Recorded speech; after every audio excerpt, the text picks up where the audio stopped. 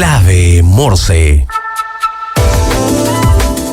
Ya son las 9:31 de la mañana de este viernes 16 de mayo y les quiero contar que si están buscando una nueva administración para su edificio, pueden entrar a administradoreschile.cl, la base de datos de administradores de edificios y condominios más grande a lo largo del país.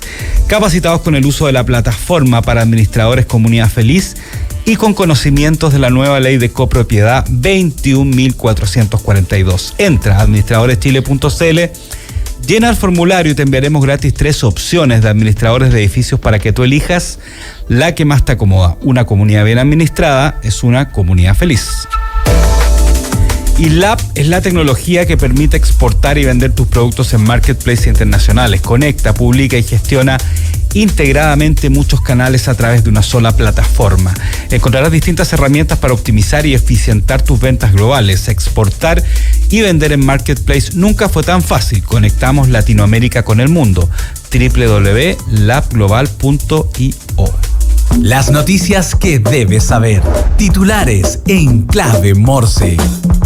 Seguimos con algunos titulares de lo que está pasando a nivel económico en Chile y en el extranjero.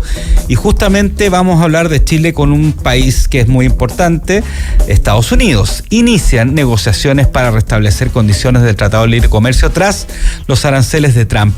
El ministro de Hacienda, Mario Marcel, anunció que Chile y Estados Unidos han acordado iniciar formalmente las negociaciones para restablecer las condiciones del Tratado de Libre Comercio luego de que el presidente Donald Trump impusiera un arancel del 10% a las importaciones chilenas en abril. ¿Se acuerdan de ese Excel, ese cuadrito que mostró con los porcentajes que iba a aplicar de aranceles a cada país? Bueno, todo eso está en pausa, la mayoría, por lo menos el más importante es esta tregua de 90 días con China que se anunció hace unos días atrás, pero Chile estaba dentro de ese listado con este 10%, que también está pausado por el momento, pero con este 10%. Entonces, durante la segunda jornada de la Semana de la Construcción, Mario Marcel ayer destacó que las conversaciones que comenzaron en la reunión de APEC en Corea del Sur buscan establecer un plan de acción para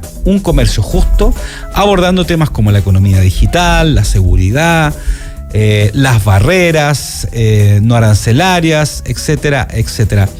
La subsecretaria de Relaciones Económicas Internacionales, Claudia Sangüesa, sostuvo una segunda reunión con el representante comercial de Estados Unidos, Jameson Grigg, para avanzar justamente en la hoja de ruta en conjunto. Siempre a nivel nacional, la emblemática empresa Muebles Sur S.p.A., con 75 años de trayectoria en el mercado chileno del mobiliario, ha solicitado la apertura de un proceso de reorganización judicial con el objetivo de evitar la quiebra. Esta empresa enfrenta pasivos que superan los 2.680 millones de pesos, siendo sus principales acreedores el Banco Internacional, Rentas Los Trapenses y Parque Arauco. Entre las causas de su crisis financiera, la firma comentó que los altos gastos derivados del traslado de su casa matriz, oficinas y bodegas hace 2 años atrás, además de los efectos de la crisis del mercado inmobiliario, son una de las principales razones. A pesar de la compleja situación, Muebles Sur comentó y expresó su convicción en la viabilidad futura de la empresa, respaldada por su trayectoria, reconocimiento de marca y capacidad de adaptación. 75 años, es bastante, es parte de la cultura también, no solamente empresarial, sino muchas veces en las casas, en muchas partes hay este tipo de marca, los Muebles Sur S.p.A. Así que, bueno, veamos qué va a pasar con esta reorganización judicial, esta solicitud para finalmente no caer a la quiebra. Y vamos con nuestro segundo entrevistado de este viernes 16 de mayo. Ya lo decíamos al principio, mañana hay 2 días importantes a nivel nacional e internacional. Por un lado es el Día del Reciclaje, pero ese se celebra hace un hace menos tiempo, yo creo que hace unos 10 años atrás empezó a estar en la retina de la gente, pero el que está hace tiempo en la retina empresarial, en la retina del usuario, es otro, que es el día de las telecomunicaciones o el día también de Internet, se le ha denominado, ¿no es cierto? Yo personalmente cubro tecnología hace más de 20 años y me recuerdo que hace mucho tiempo cuando empezó la celebración de estos días de telecomunicación. Y para hablar de telecomunicaciones, estamos con Alfie Ulloa, presidente ejecutivo de Chile Telcos. Alfie, ¿cómo estás? ¿Qué tal, Daniel? Buen día, muy bien, muchas gracias. Qué bueno. ¿Cómo llegas a fin de semana? Bien. ¿Bien? Sí. Qué bueno. Cargado de pilas. Eso, qué bueno. Ya, a ver, primero, Alfie, cuéntanos un poquito qué es Chile Telcos para los que no conocen bien esta entidad. Chile Telco es una asociación gremial que incorpora a varias de las empresas, las más grandes y todas las empresas móviles de telecomunicación de Chile, Entel, Claro, BTR, Movistar y WOM. Y básicamente tenemos un rol, como las asociaciones gremiales que tienen un rol de contrapartida de la política pública, conversar con el Congreso, conversar con la autoridad, relevar ciertos temas, intentar coordinar a los asociados en temas que se pueden hacer conjuntamente, como los temas de sostenibilidad que yo sé que te gustan, de temas de alfabetización, discusiones con el Congreso, ir a regiones, muchos temas de seguridad que afectan al sector y tenemos que tratar de impulsar iniciativas en el Congreso o con las policías, en fin. Hacemos un rol de apoyo en la política pública de las compañías. A ver, voy a hacer una pregunta muy general primero y quiero entender un poco cuál es tu visión acerca de cómo o cuáles son los principales cambios que ha tenido esta industria en los últimos años. Es una industria que lleva bastante tiempo en Chile. Nuestro país es conocido por una rápida adopción de las telecomunicaciones, Así principalmente las telecomunicaciones móviles en su momento. Hoy en día ya está todo un poco mezclado, ¿no es cierto? ¿Cómo ha evolucionado esta industria en los últimos años? Mira, yo creo que los jóvenes ni se imaginan cómo ha evolucionado. Yo te voy a decir cómo yo lo veo. Yo creo que evolucionó de una industria de la escasez y la localización fija, en una época en la que hasta la numeración de los teléfonos estaba limitada. Claro. ¿Okay? O sea, había una época donde asignarte un número telefónico para el teléfono fijo de tu casa, no había móviles, ¿no es cierto? Era lentísimo, los números estaban fijos, limitados realmente, y te tomaba 2 años que te instalaran uno en tu casa. Y te instalaban uno en el living de la casa. Claro. ¿Ok? El lugar central. Entonces había escasez y había ubicación. Y la industria pasó a ser ilimitada en consumo, en velocidad, en capacidad, etcétera, y pasó a ser ubicua en cualquier parte. Entonces, pasamos de una época en el que todo era, como te digo, extremadamente estructurado, muy complejo de administrar, las redes eran de cobre, etcétera.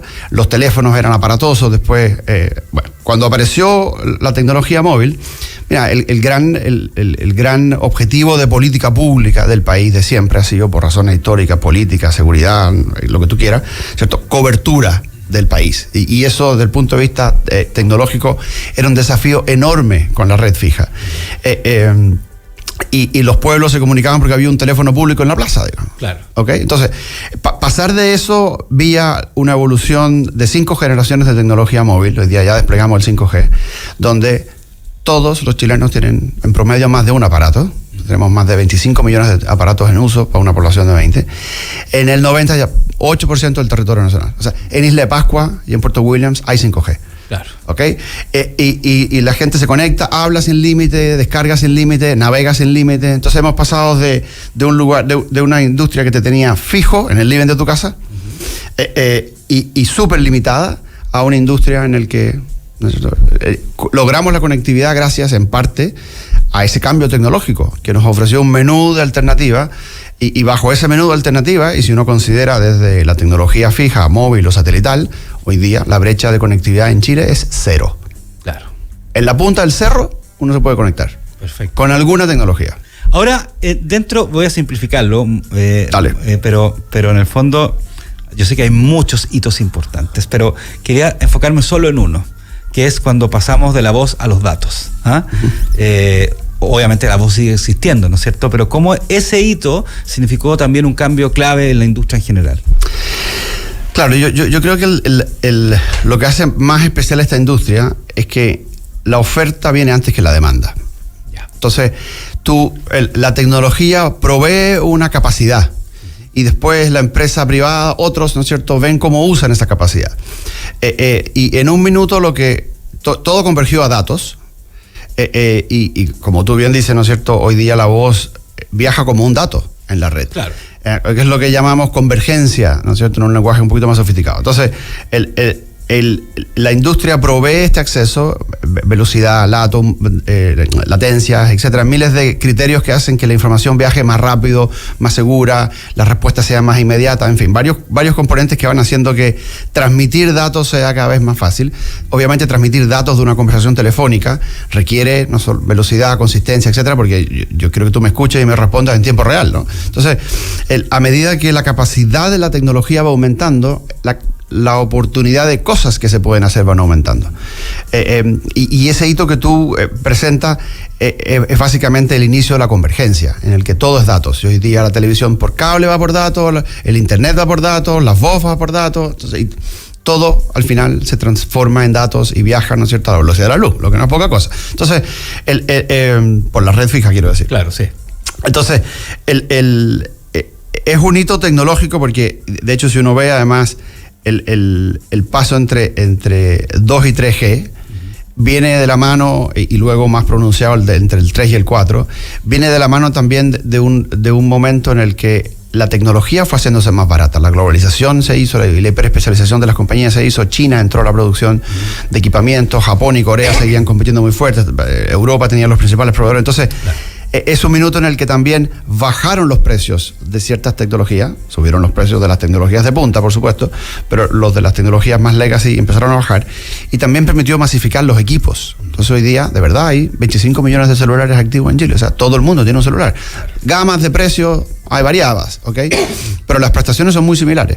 De hecho, desplegamos hace no mucho 5G, y hoy día ya tenemos más de 8 millones de personas que se conectan a la red por 5G, y la verdad es que la principal barrera de la conexión hoy día no es que la red, no es la cobertura del 5G, la cobertura está transmitiendo, pero las personas, es más lento el paso de un celular con capacidad hasta 4G a uno de 5G, esto es más caro, etcétera. Entonces, hoy día, fíjate, la principal barrera en muchas zonas es eso. Entonces, pasan cosas en paralelo. Por supuesto, el ingreso del país creció, la gente se digitalizó, y la demanda por datos prácticamente se duplica anualmente. Lo que exige de las compañías de telecomunicaciones, porque todo es datos y todo el mundo consume datos, exige una permanente expansión de la red, en el que lo hace, ¿no es cierto?, financieramente muy desafiante, porque yo estoy permanentemente aumentando el gasto en inversión, pero no estoy subiendo los planes. Porque además es una empresa, está regulado también, digamos. A ver, este es un sector bien especial. Yo creo que es importante además que se sepa en el Día de las Telecomunicaciones. Este es el único servicio básico que se ha universalizado en el país con inversión solo privada. Claro. ¿Okay? La educación, la salud, la energía, el agua potable, ¿no es cierto? Primero son empresas concesionadas, son monopólicas en área, tienen garantizada la rentabilidad, y tienen montones de subsidios. Claro. En el sector de telecomunicaciones no ocurre eso. Primero hay una competencia cruenta entre empresas, ¿ok? Y por lo tanto no hay concesiones, no hay garantías de ninguna rentabilidad. De hecho, están todos, ¿no es cierto?, en número rojo. Y tampoco hay tanto aporte estatal. O sea, en América Latina el promedio de la inversión estatal en infraestructura digital es del 25%.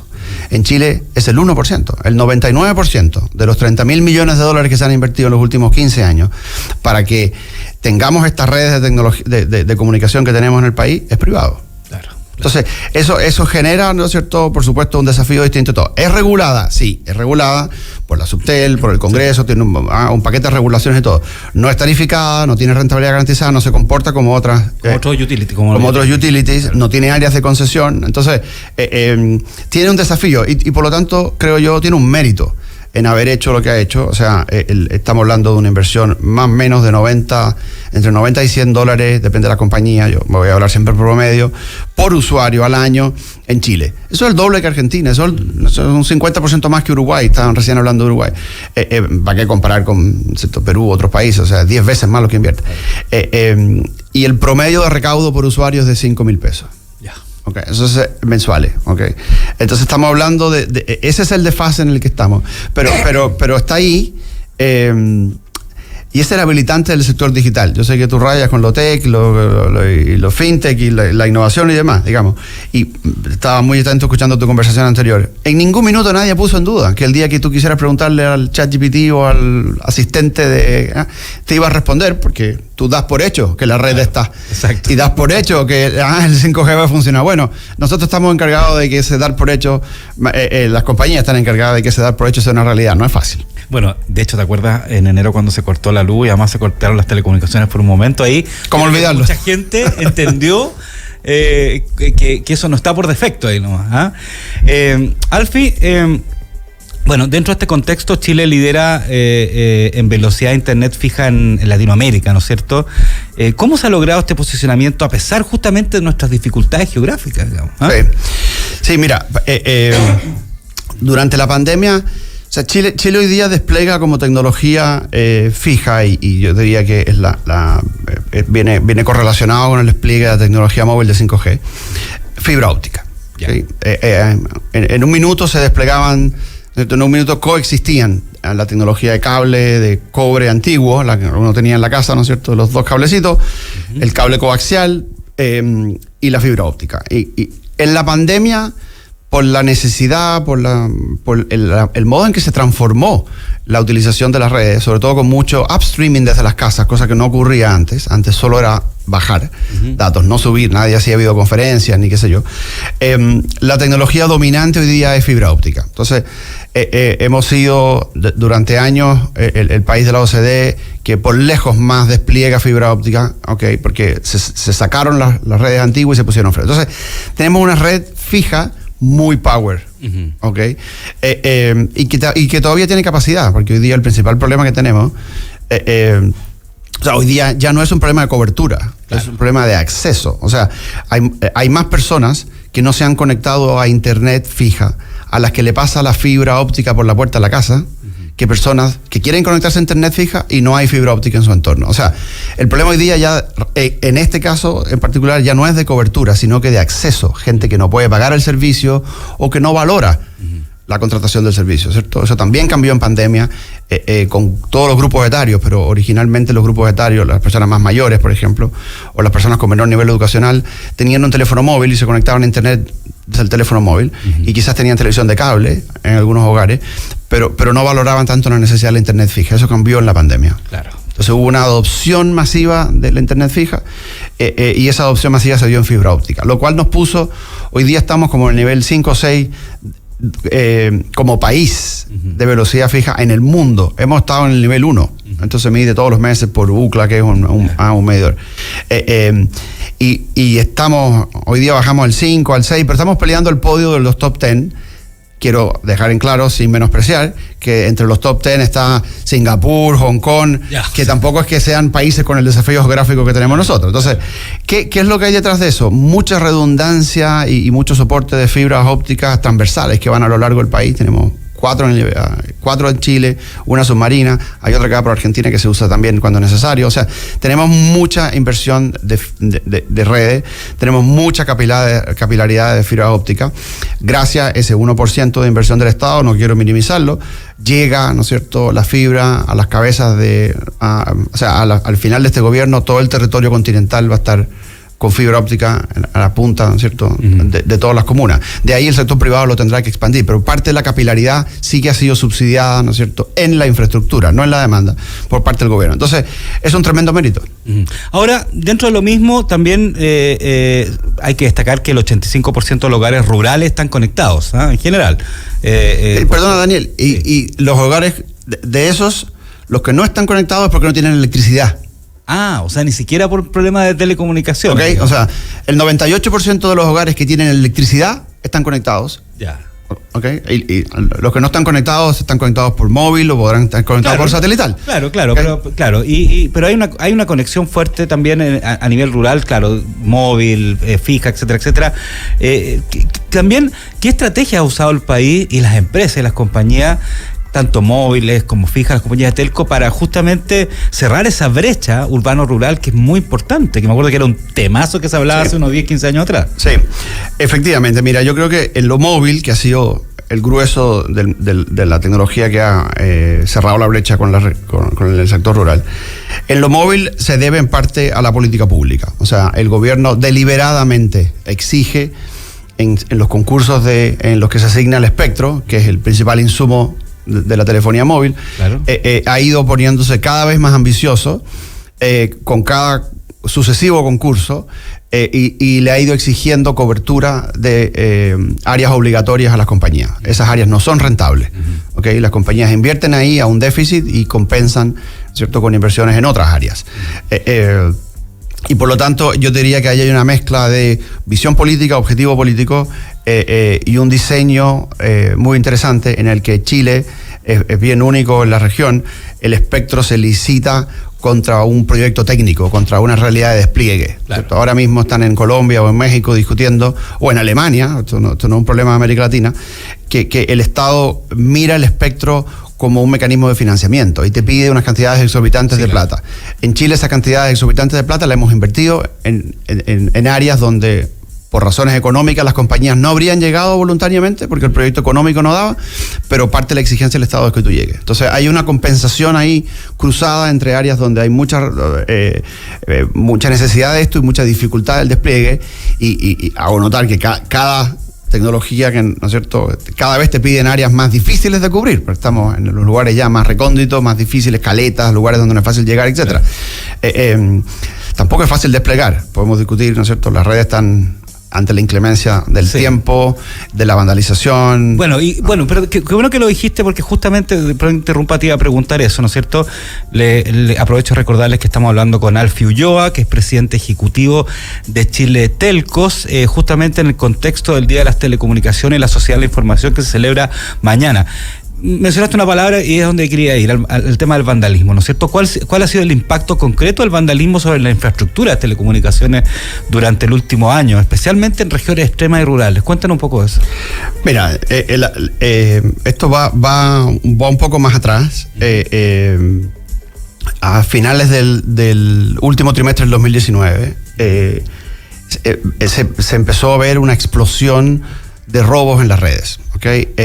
Y esto tiene que ver, lamentablemente, en nuestro país, tú sabes, está sujeto a una ola de seguridad que la verdad es que permea todos los sectores. Lo que nos pasaba es que, como había tanto cobre en la red, grupos, bandas criminales, el crimen organizado, esto no era un señor que se subía al poste y sacaba cosas, empezaron a hacer minería de cobre sobre las redes, sí. ¿Okay? Nosotros llegamos a presentar, esta es la estadística hasta fines del 2023, creo, 65.000 querellas y denuncias. 65.000. 65.000, ¿ok? Porque principalmente se robaban el cable de cobre, que es lo que iban después a una chatarrera y lo exportan. Básicamente esto lo funden los países que tienen fundidoras de cobre, pero no tienen mineral de cobre. China, Corea del Sur, etcétera. Entonces,